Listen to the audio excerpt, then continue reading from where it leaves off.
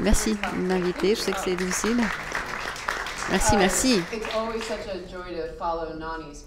J'adore toujours suivre Nani, parce que je me dis pourquoi moi ça a l'air tellement farfelu.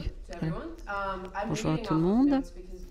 Je vais lire mes notes, parce que si vous me connaissez, vous savez que je peux partir sur une histoire, un tangent, et puis ça peut durer des heures. Je ne veux pas le faire, donc je suis désolée si je fais de la lecture. Tout d'abord, je voudrais vous remercier de m'avoir invité aujourd'hui à Paris, dans une ville qui, en fait, est lieu où il y a beaucoup de réalité virtuelle avec Arte MK2, Notes Online. Ces sociétés françaises en fait font et distribuent des œuvres qui sont à dossier très jolies et même sexy. Je ne suis pas choquée, je dois dire, mais les Français ont toujours su comment rajouter un petit peu de je ne sais quoi à chaque médium, à chaque support, même jusqu'à la poignée de main, n'est-ce pas? Il faut mettre un petit peu de politique dans ma présentation, n'est-ce pas? Merci beaucoup pour cela. Et alors, en fait, je suis honorée d'être parmi vous et de vous donner un peu de réponse à cette question. Je ne sais pas comment c'est devenu une partie de ma présentation, parce que le titre est impressionnant, parce que je n'ai pas de réponse. Et tout soupçon de réponse, en fait, c'est plutôt de dire qu'est-ce que le VR en veut de moi. Ces années dernières, j'ai utilisé mon expérience en tant que réalisatrice d'identifier les points de tension. J'ai vu que le VR repousse et nous parle plus, et ce qui nous permet de mieux comprendre un petit peu et puis renforce pourquoi les créateurs font ce que nous faisons. Un point de tension, en fait, c'est la question du cadre. Le cadre est tout pour un réalisateur, un caméraman. En fait, c'est le cadre, c'est la fenêtre pour les histoires qu'on veut raconter. Mais en réalité virtuelle, notre capacité à contrôler ce cadre disparaît. Ça devient autonome, réactif et plein de vie.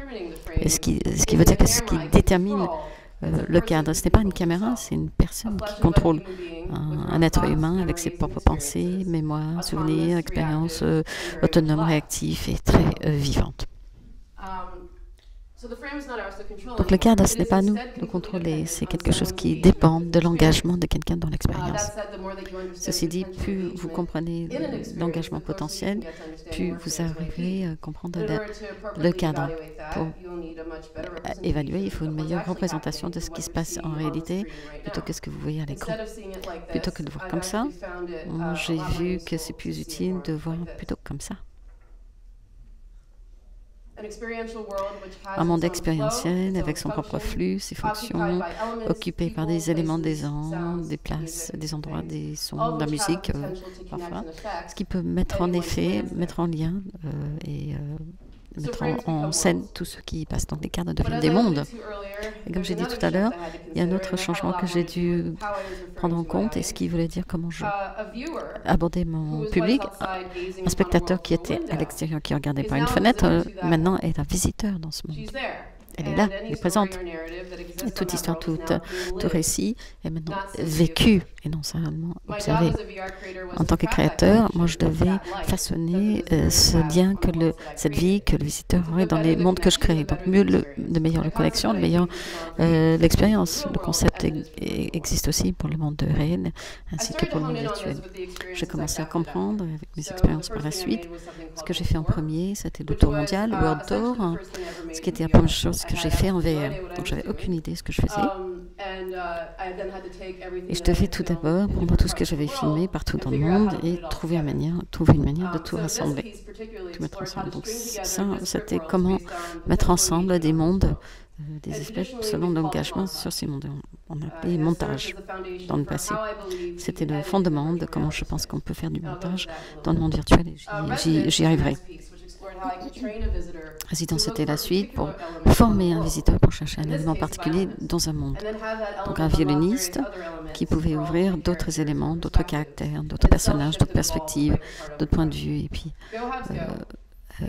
Et puis Go Habs Go, ça c'est un documentaire sur le premier match de l'équipe de Montréal de hockey de glace. En général, je ne regarde pas le hockey. Et je ne sais pas trop faire du patinage, du patin à glace, mais c'est une manière de vraiment travailler dans un monde que je ne connais pas. Et ça m'a aidé à développer des expériences pour la première fois. Et puis c'était de plus en plus étrange. J'ai dépassé le littéraire et je suis allée dans des concepts un petit peu plus compliqués, donc Deep Dream en VR, et ensuite recréer l'expérience de regarder la chaîne météo en tant qu'enfant en utilisant des clips de YouTube et des stylings, des styles de Jasmine et Kenichi. Ensuite, je ne sais pas si vous avez créé quelque chose. J'ai eu le trou noir. C'était un blanc, je ne pouvais rien faire. Je cherchais dans ma tête, trouver quelque chose, mais je n'arrivais pas. Et ça a duré un moment. Puis, je me suis trouvée en train d'aller sur un site NASA, JPL, un projet qui m'intéressait depuis longtemps, jusqu'à un point que le seul tatouage que j'ai, vous voyez, et de ce projet, c'est un rappel pour moi que quel que soit le moment fou, à la fin de la journée, moi j'étais juste un groupement d'atomes, genre d'un speck minuscule, et je flottais dans l'univers. C'est comme ça que je me garde les pieds sur Terre. Donc tout d'abord, en 1977, NASA a lancé 2 probes, Voyager 1, Voyager 2. La première partie de la mission s'agissait des expérimentations scientifiques sur Jupiter, Saturne, Uranus et Neptune. Après ces expériences, les probes se renvoyaient jusqu'à la frontière de notre galaxie, et puis ils allaient dans l'espace interstellaire, démarrer leur deuxième mission. Ça, c'est une des missions de Voyager 1 avant de repartir. Si vous connaissez Carl Sagan ou le Pale Blue Dot, si vous connaissez ça, c'est l'image qui était d'inspiration. Il y avait aussi un message de la Terre avec ce disque en cuivre. Et en gros, ce disque doré était l'encodage de l'humanité sur un support de technologie qui pouvait voyager pendant des milliards d'années en espace. Il y avait donc la musique et qui représentait la vie de l'humanité, avec une équipe Carl Sagan, avec des artistes et des penseurs, Lomax et toutes ces personnes, avec des œuvres de Time Magazine, l'ONU, Ansel Adams, Chuck Berry, avec les salutations de toutes les nations, un message de président Jimmy Carter et au pays des Galles, en disant que peut-être que les aliens qui recevaient le message comprendraient les Galliques mieux que nous. Donc avec des micro-mondes qui ne sont pas visités par les habitants. Donc nous sommes des aliens par rapport à notre propre planète. Et je me suis dit que si le disque doré devait montrer une vie intelligente, peut-être que ça pourrait être un message de compréhension et pour les personnes sur Terre. Donc, j'ai fait 2 œuvres liées à cette expérience. Donc, tout d'abord, Beethoven's Fifth. Donc là, pour moi, c'est un petit peu graphiquement la représentation d'une expérience VR. Donc, c'est World Tour. Mohan White, en fait, ressemble à ça un tout petit peu, mais ça peut être une sorte de squelette, une expérience, une cohésion, une structure. Il y en a plus. VR peut nous faire penser un petit peu plus à la perception, comment la perception pousse notre capacité à nous engager, désengager. En fait, le manque d'une couche de perception peut toucher l'autre. Nous sommes limités peut-être dans notre perception du monde et comment nous pouvons nous dépasser de ces limites pour ceux qui peuvent. L'écoute est quelque chose de très puissant. Quelque chose dans un casque, on a l'impression qu'on est ailleurs. Une partition nous envoie ailleurs et nous ramène à la réalité une seconde et puis nous détacher. Alors, ça peut être plein de grâce et ça peut être aussi très violent. Le 5e mouvement de Beethoven, c'est tout cela pour quelqu'un qui entend, mais pour quelqu'un qui est malentendant, qui est sourd. Je me pose la question. Donc, il y a Seeing Voices de Oliver Sacks et il parle d'un test qui a été fait avec des étudiants chinois sourds et des étudiants normaux. Donc, on a montré des personnages dans le noir avec un laser résultat était assez important. Les étudiants sourds, on pouvait retenir les personnages beaucoup mieux que les gens qui entendaient, qui voyaient parfaitement. Ils ont déterminé que quand on n'entendait plus les autres capacités de perception, compensaient. Même le cerveau se refaçonnait. Ça serait un petit peu comme ça, comme la photographie surexposée. C'est ça que s'appelle ça movement parsing. Et c'est pour ça qu'il y a quelque chose comme le langage des signes est si efficace. Donc Helen Keller, qui était mutée, qui était sourde et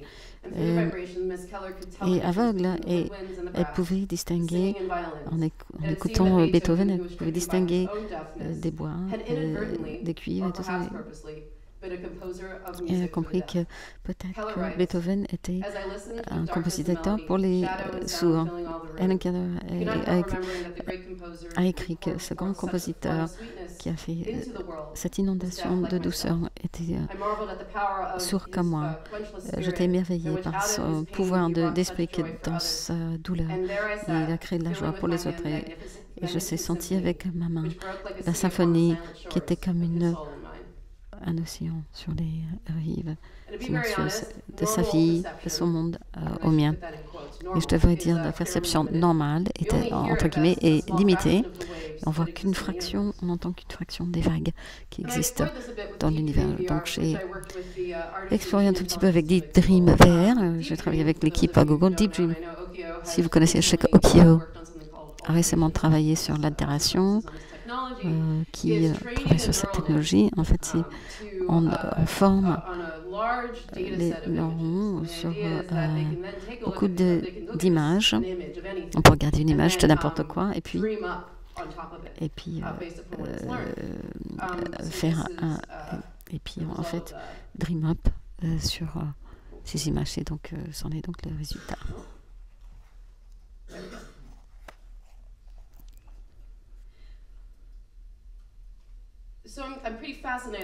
Donc, je suis assez fascinée par cette notion de systèmes intelligents qui questionnent nos perceptions et l'intégration de tout cela en VR sans fin. Donc, je pense à Voyager 1 en tant que probe, en tant que sonde, ce que ça pouvait voir, entendre, ce que je pouvais intégrer dans cette expérience. Dr. Headstone, le directeur, en fait, m'a envoyé vers Don Gurnett, qui en fait gérait des instruments qui enregistrent les sons de l'espace, les vrais sons dans l'espace. Donc l'espace interstellaire fait un son, un ton qui est comme ça.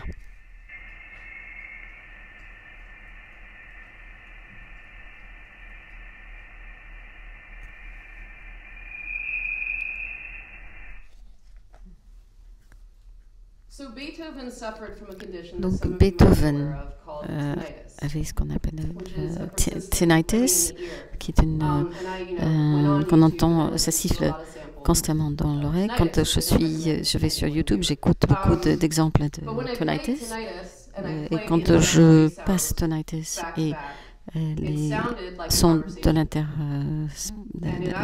l'espace, en fait, on a dit que c'était de la tonalité. On a dit aussi que c'était comme des baleines.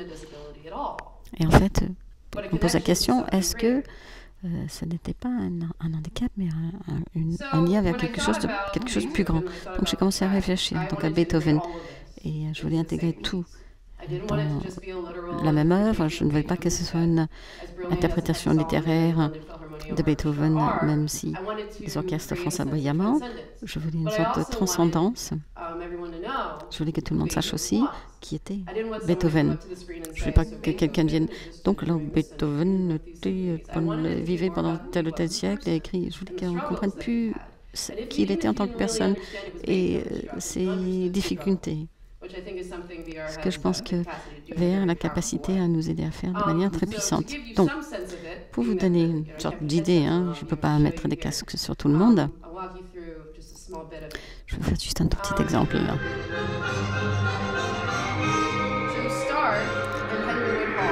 Donc, ça commence.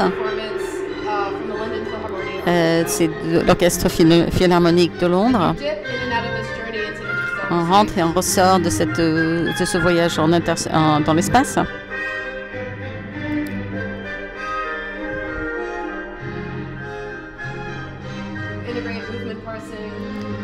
avec l'intégration du mouvement tinnitus.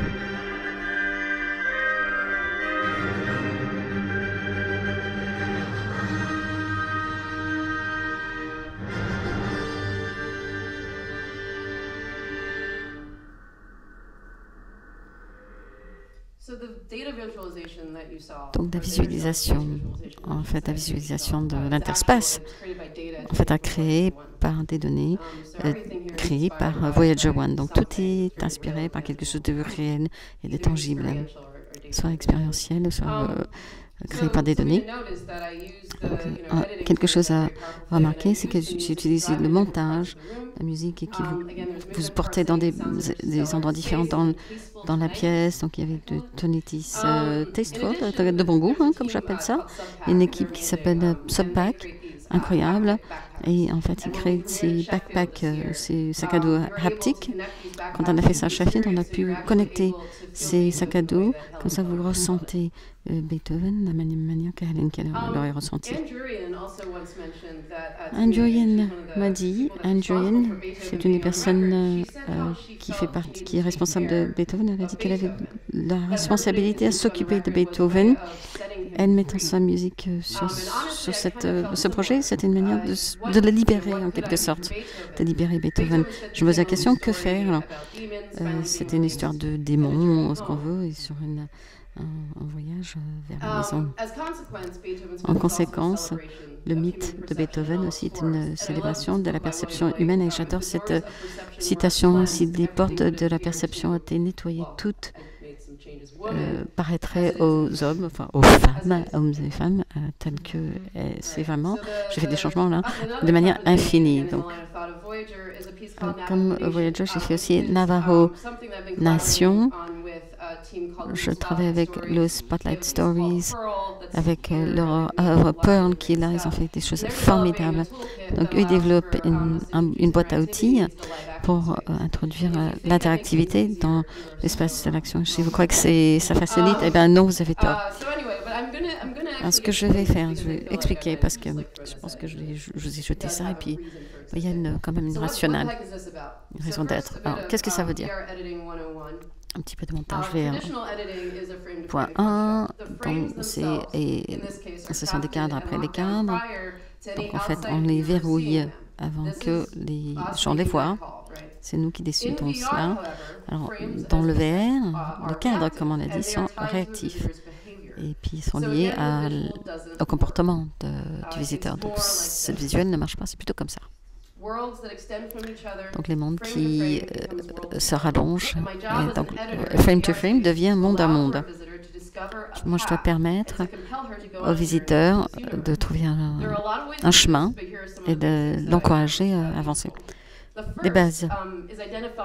D'abord, il faut identifier des points d'intérêt où donc l'attention du visiteur va tomber. Si on peut projeter où le visiteur va aller, on peut matcher cette attention avec le monde suivant, avec quelque chose qui va engager ce point d'attention, qui soit répond, soit rejette, soit présente quelque chose d'autre pour l'histoire. Exemple. Go Habs Go. Donc là, vous voyez les joueurs qui font leurs introductions. Les introductions, ils passent un flambeau. Je peux pas avoir 100% de certitude, on peut jamais. Je peux imaginer que le visiteur va suivre le feu qui est passé de personne en personne. Le reste de l'attention va être attiré entre des joueurs et donc le flambeau. Donc voilà ce que je fais.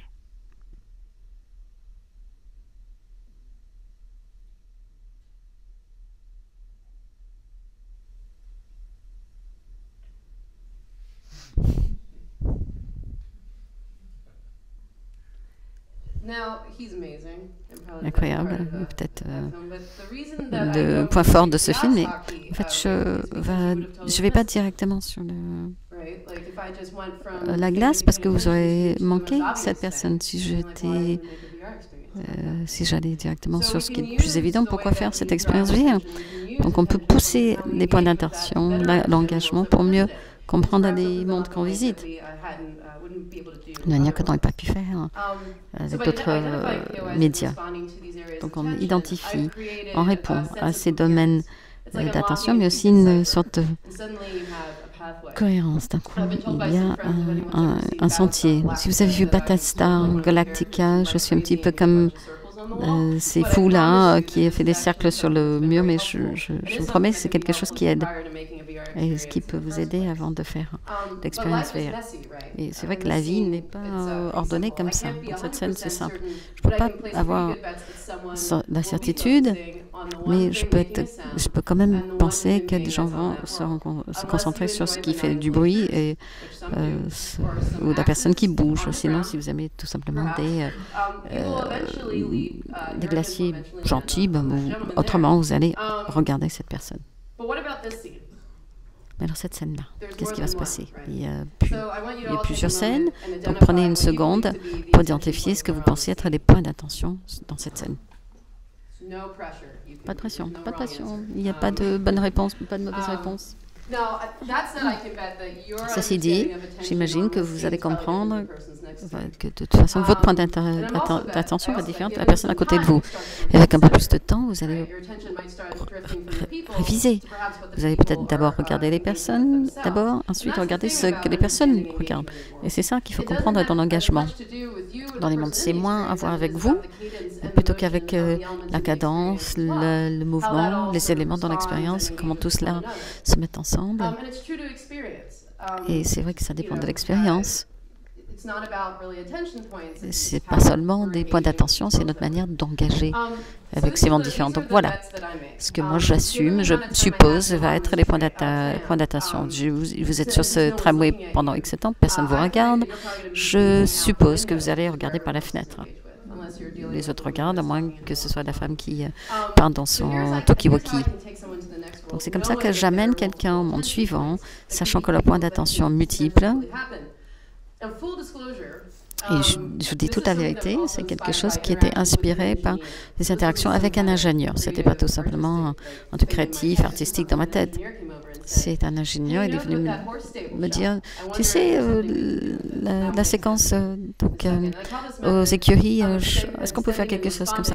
Donc on appelle ça, j'allonge, je réponds. Donc vous regardez par l'arrière du tram, du téléphérique. En fait, je rallonge cet engagement avec un engagement similaire dans cette écurie. C'est comment engager avec ce monde. Et si j'ai besoin de quelque chose dans le monde suivant, est-ce que cela m'amène basé sur ce genre d'engagement? Puis, vous pouvez répondre. La réponse à quelque chose et l'extension ou le rallongement crée des résultats émotionnels très différents. Donc, fenêtre de gauche, fenêtre de droite. Je fais comme ça, à la place.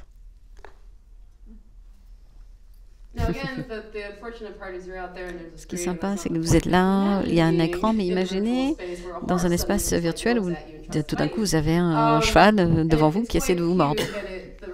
C'est mignon, les réactions sont assez rigolotes, mais les réponses ne sont pas toujours un cheval sympa, ça peut être quelque chose de violent, ça peut être une conversation, ça peut être quelque chose quand même qui pousse le récit, quelque chose que vous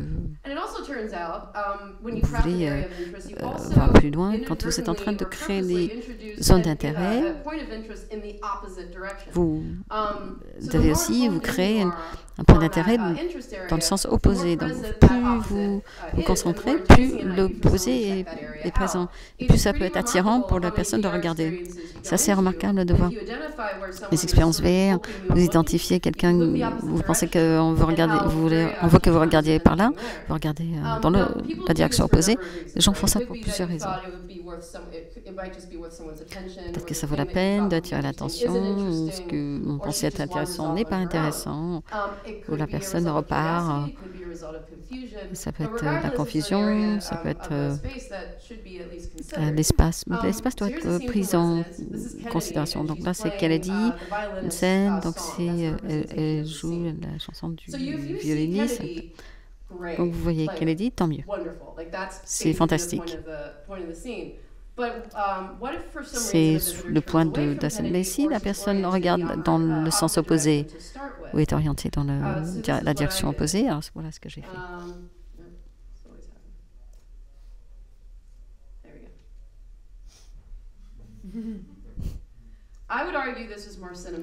Moi, je dirais que c'est plus cinématique. On entend quand même Kennedy qui joue derrière vous. Vous sentez sa présence, l'espace, mais vous voyez aussi la réaction de ses parents. Et parfois, la vie peut être très difficile. On peut avoir beaucoup de difficultés à rectifier le problème, trouver les points d'intérêt, points d'attention ici, dans cette scène. C'est dur, hein? Même si vous trouvez quelque chose, je vous garantis que c'est autre chose que la personne à côté de vous. Avant, il y avait des choses assez évidentes, mais là, très très difficile. C'est le chaos, en gros. Ce n'est peut-être pas utile pour exprimer quelque chose. On peut utiliser ces mondes pour des concepts plus élevés. Ça, c'est Google I.O. en 2015. Je suis là avec un Google Swag T-shirt, n'est-ce pas?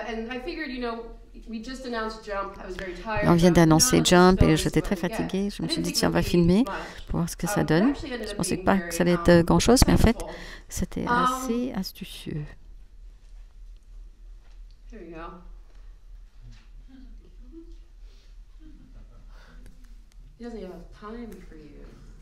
Il n'a pas de temps, hein? Il n'a pas de temps pour vous.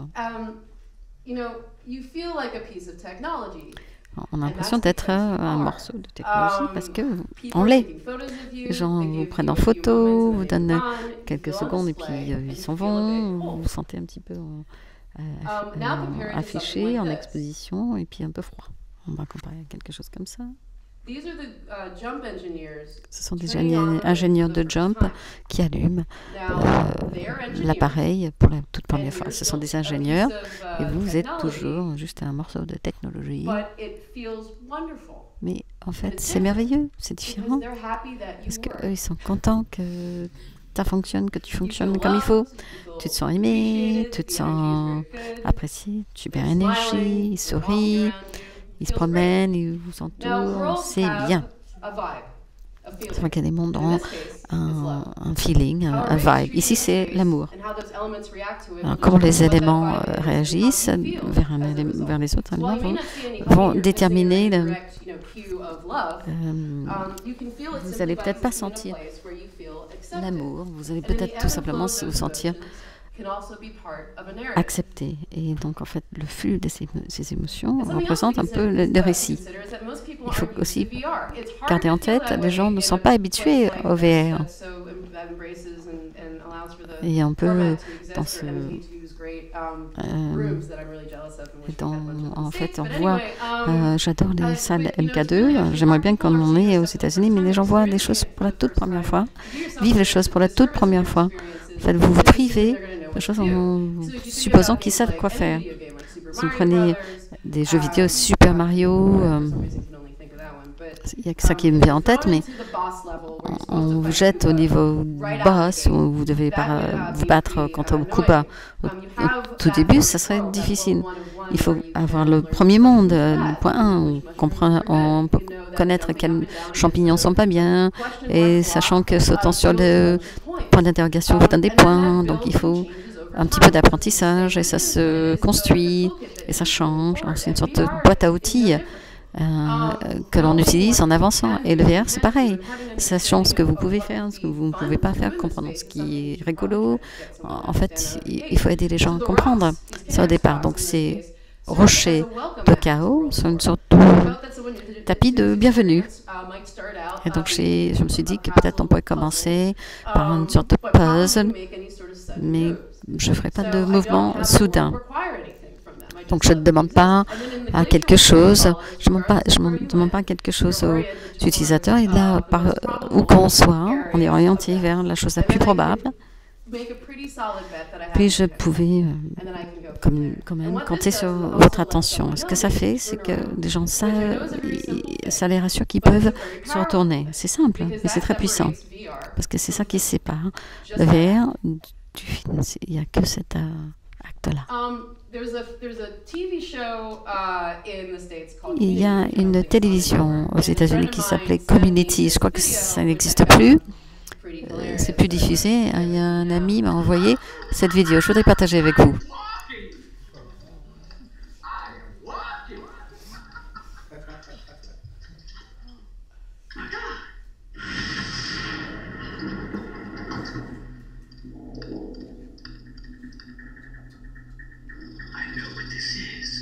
Je sais ce que c'est.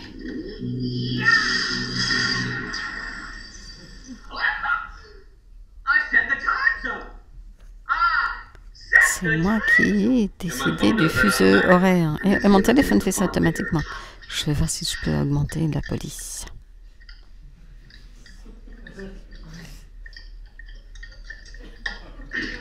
La police est plus large.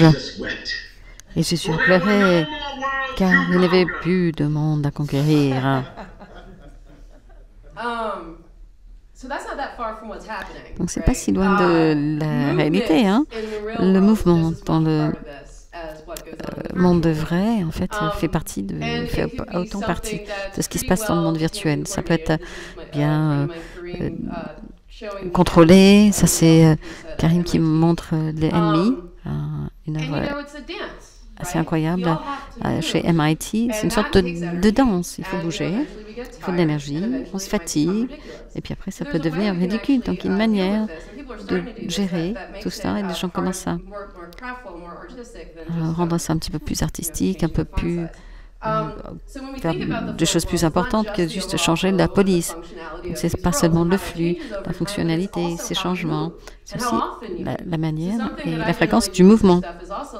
Ce que je fais souvent, c'est je regarde, est-ce que je veux que les gens tournent à 180, est-ce qu'il y a plusieurs chemins, est-ce qu'il y a des mondes chaotiques, est-ce qu'il y a des endroits un peu se calmer, s'opposer avant que je vous réoriente. C'est une question de danse, de chorégraphie, de musique. Ça peut être une valse où c'est prévisible, ça peut être sans cadence. Si vous êtes allé à un mariage et vous savez très bien ce qui se passe quand il n'y a pas de contrôle, il n'y a pas d'inhibition. Le jazz, il y a un motif et on construit, puis on laisse les gens revenir quand ils sont prêts.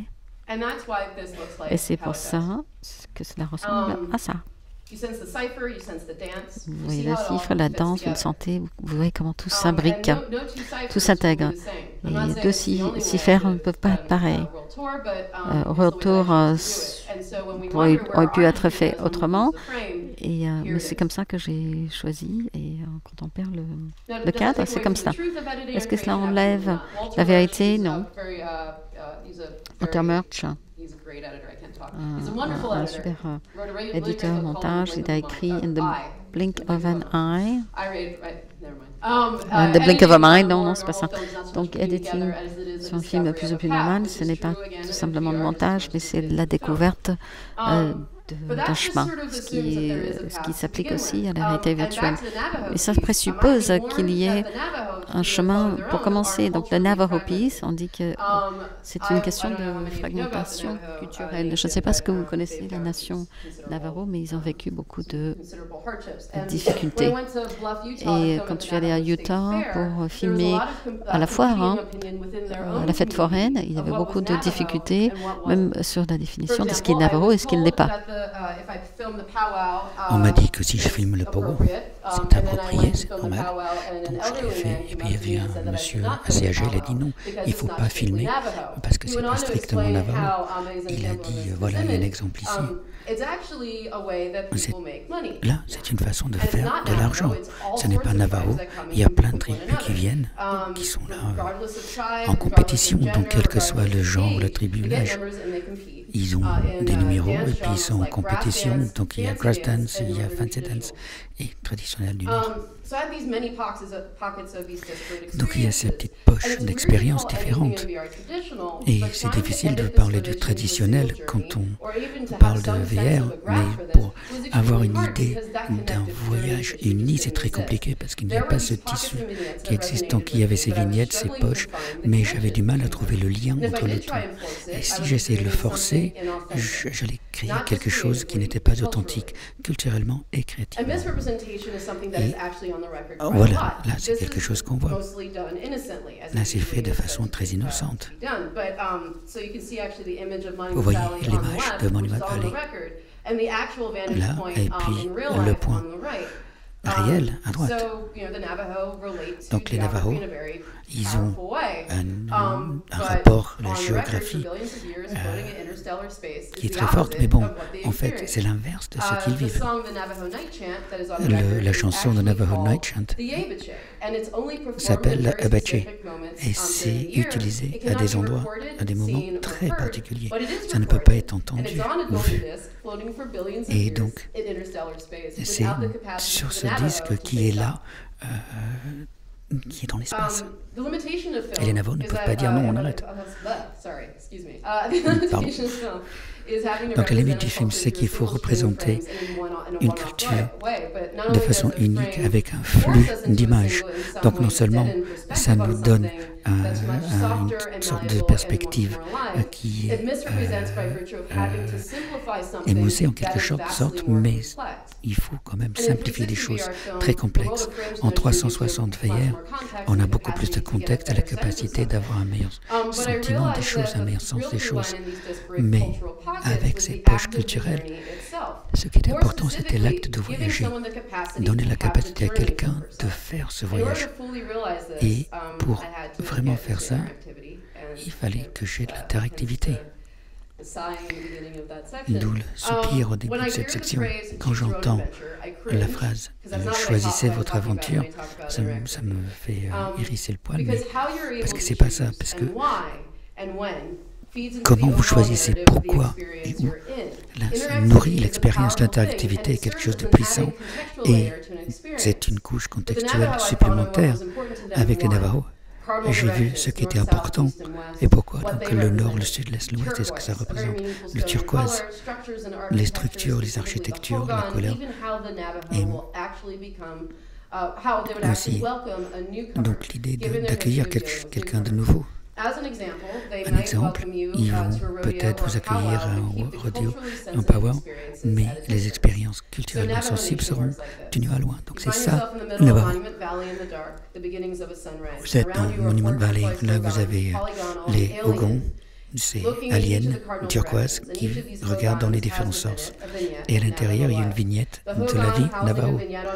Donc sur le rodeo, les cow-boys, c'est le plus grand parce que c'est la première chose qu'ils vont vous montrer. Il y a une direction pour l'évaluation de ce qu'on a appris et de comment c'est mis en œuvre. Il y a l'Ouest, Larry Holiday, le guide dans le Sud, et là, il y a la grand-mère à l'est, le plus loin. Alors on va dans ces vignettes, on regarde, et quand vous êtes prêt à partir, vous regardez vers le haut et on vous ramène à Monument Valley. Donc là, ça existe que vous soyez là ou pas. Et ils n'attendent pas à ce que vous soyez là pour commencer et pour revenir pour continuer.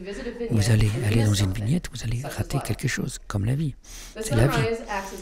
Alors, vous avez le lever de soleil, là vous êtes transporté à Monument Valley, qui est au soleil, les Ogons ne sont plus là. Et aussi, vous allez entre les différents trains là.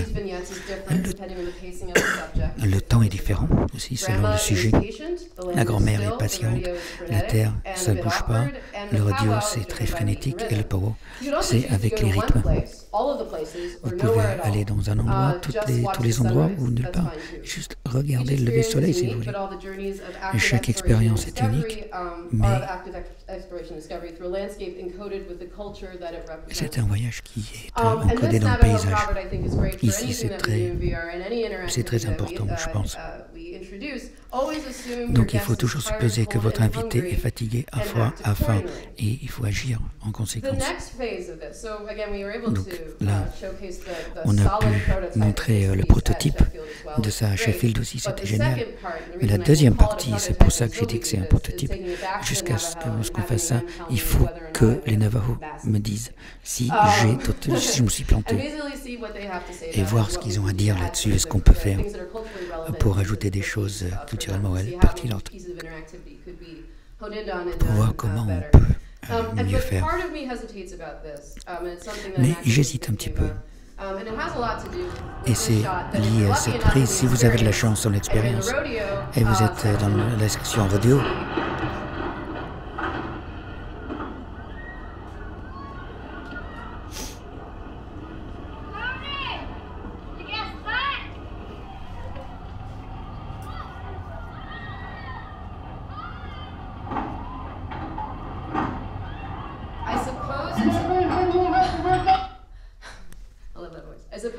j'adore sa voix.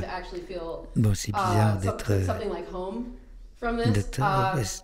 me sentir chez moi, mais parce que moi, quand j'étais gamin, ça tombait en panne tout le temps. Donc là, c'est le site web. Donc dans l'État de Pennsylvanie, dans York PA, c'est une ville rurale, mais avec des usines, et ils aiment bien les choses bien, comme le vin. Et il y a un circuit du vin, Tour de Tanks. Je ne sais pas si c'est terrible comme nom, mais il faut peut-être faire les Davidson Spot Potato Chips, les chips. Donc là, ils ont voté pour Trump, et vous allez dire, bon, j'ai grandi dans un endroit comme ça, quelqu'un qui ressemble à moi, ça peut être compliqué. Mais en fait, c'était l'inverse. C'était génial. J'étais accepté et soutenu. Je ne serais pas là sans cette expérience. Et l'acte le plus violent, à vrai dire, c'était le ridicule. Donc c'était ça, la chose la plus violente que j'ai vécue. Et il y avait des dindes sauvages qui m'ont poursuivi.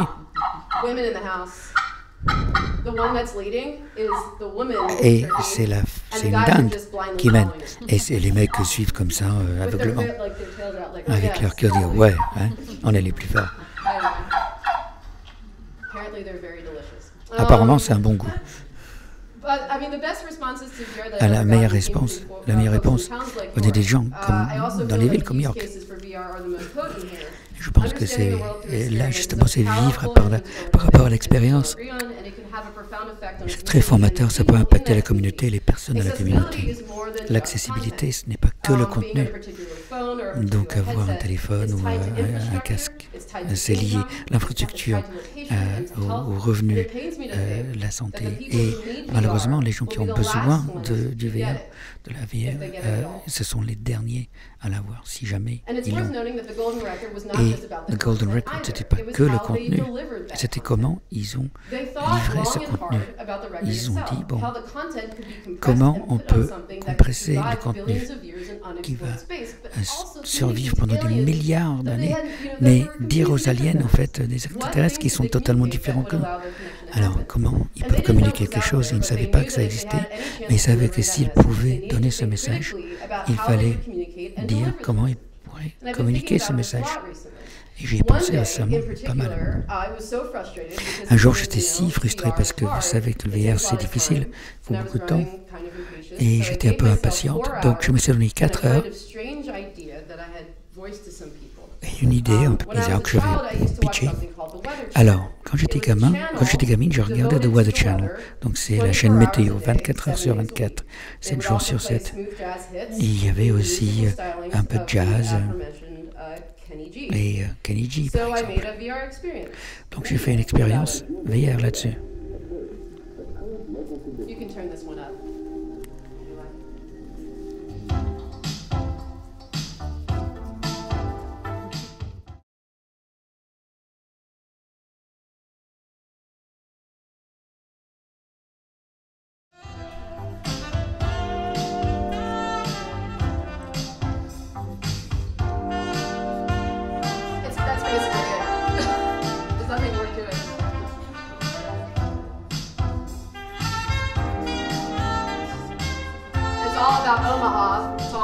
Donc c'est l'Omaha.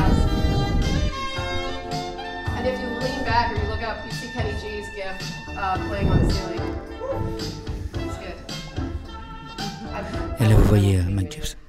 Mais bon, voilà, je ne vais pas vous faire souffrir un peu plus. Mais bon, là encore, Google n'a pas dit que je devais le faire. C'était totalement moi, tout seul.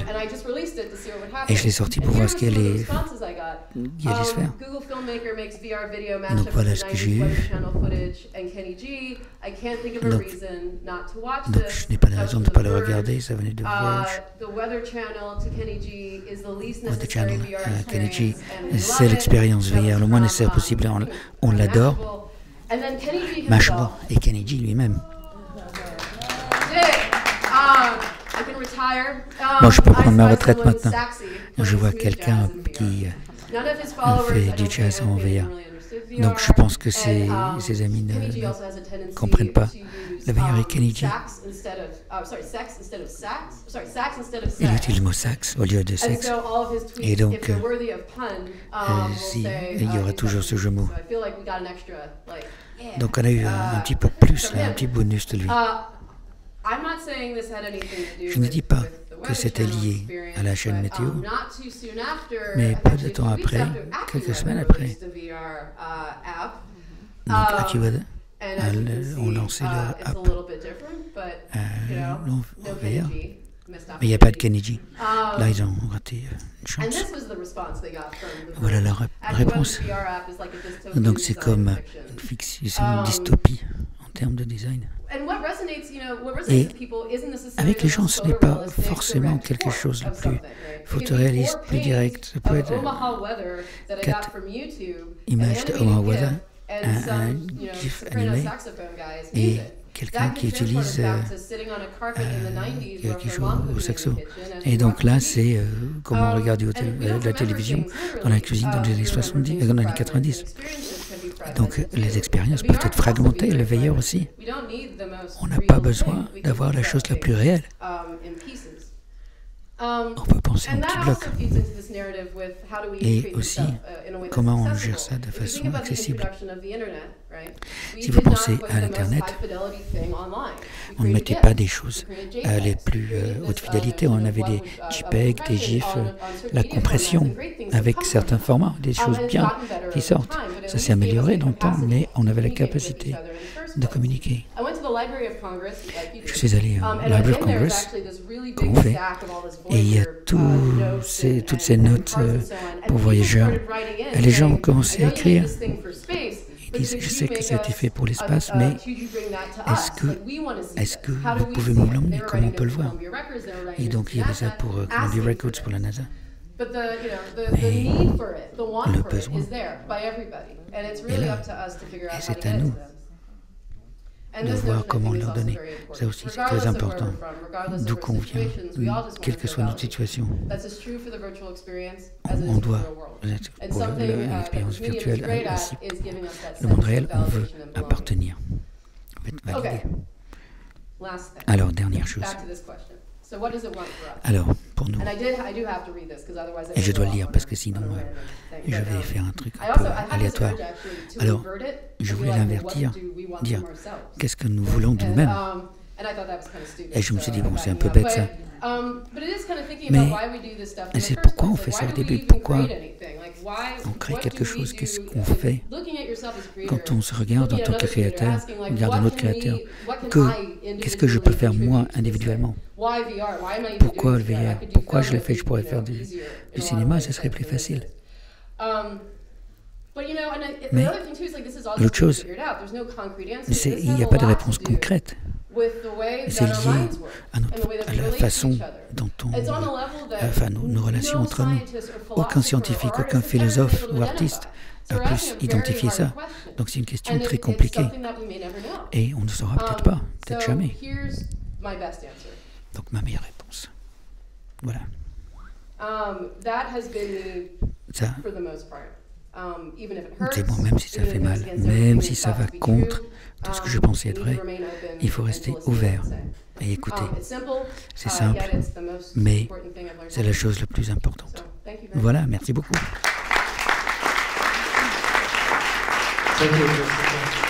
Merci. Donc tu es comme un chef d'orchestre. Tu essaies d'organiser et d'orchestrer le chaos.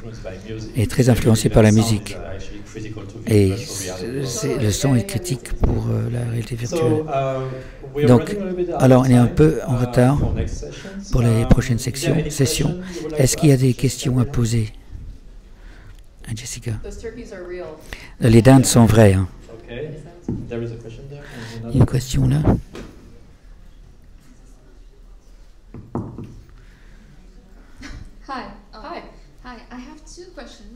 Donc deux questions. La première, c'est après avoir regardé les points focaux, quelles sont les prochaines choses à regarder? J'aime bien le game stage. Ce qu'on a fait avec Navarro, c'était intéressant. C'est qu'est-ce qui déclenche l'idée d'interaction. Donc, comment les faire comprendre qu'ils peuvent le faire. Gabo, Last Divide, par exemple, là, on sait qu'on est dans un environnement 360, donc on peut bouger. Donc, tu te mets dans le projet et puis tu vois ce que tu peux en sortir. Oui, oui, exactement. Comment je peux donner et quand est-ce que je m'en occupe. Et ça améliore la discussion. Et ma deuxième question,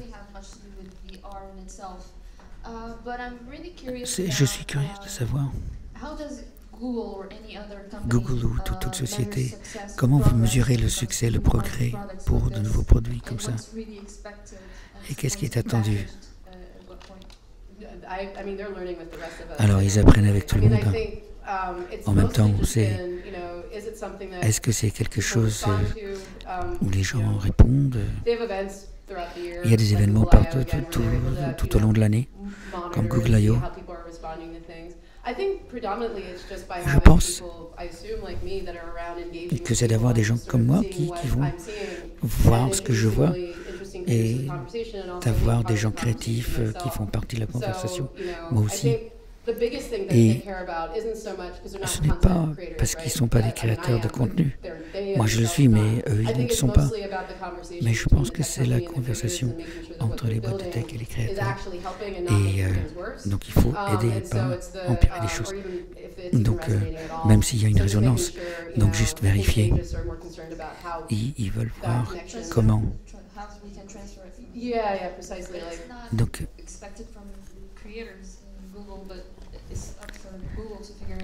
Donc, c'est à Google de le voir. Il faudra qu'on crée quelque chose. Oui, c'est pour voir ce qu'on peut faire pour aider, pour que ça marche, pour préparer quelque chose qui peut l'améliorer. Une autre dernière question. Je suis là. Merci de cette présentation. Récemment, le Google News Lab Research t'a interviewé sur comment on regarde le VR et qu'est-ce qu'ils ont trouvé en termes de résultats. Ah ben c'était drôle, c'était bien d'en faire partie. C'est intéressant parce que l'ONU le sait aussi et tous ceux qui sont impliqués, ça se répète un petit peu. Donc des choses dont les gens ils ont parlé il y a peut-être un an. Et oui, je pense que je suis content qu'ils ont vu qu'on ne regarde pas tout simplement quelque chose, on vit à l'intérieur. Et ça a un impact sur notre relation au monde, ce qu'on en retire et ce qu'on ressent quand on en sort. Et comment on peut être lié. Et ce qui se passe. Et pour ce qu'ils font, l'authenticité, c'est très important pour moi, personnellement. Et je veux qu'ils voient ça aussi. Comment on peut avoir une conversation et avoir un codage avec cette culture, ce groupe. Toute dernière question maintenant, et après, Pour ceux qui veulent participer, en salle 100, il y a 3 sessions sur du travail en cours, de réalisateurs de VR qui vont parler de leur projet. Donc, dernière question. Donc, par rapport à l'article, dans Medium et le keynote, je voulais savoir comment on raconte une histoire à des visiteurs et pas un spectateur. Donc c'est l'histoire de raconter pour moi. C'est une fois qu'on commence à raconter quelque chose, ça devient une situation de cadre. C'est plus permettre une histoire d'exister dans un espace. Donc créer un monde où une histoire peut exister et puis parler des éléments qui font qu'il y a une résonance, dans la vérité, l'esprit. Donc là encore, plutôt que de montrer 2 personnes qui s'embrassent, est-ce que c'est l'amour ou quelque chose qui ressemble à l'amour? Donc comment les émotions jouent un rôle? Ce que vous ressentez, vous, dans chaque scène, et la fonction des mondes. Est-ce que ça va vous permettre d'avoir la cadence? Donc le narratif, c'est beaucoup plus musical. Donc pensez à la musique et à la façon comme un chef d'orchestre, quoi. Et comment on crée le narratif. Merci beaucoup.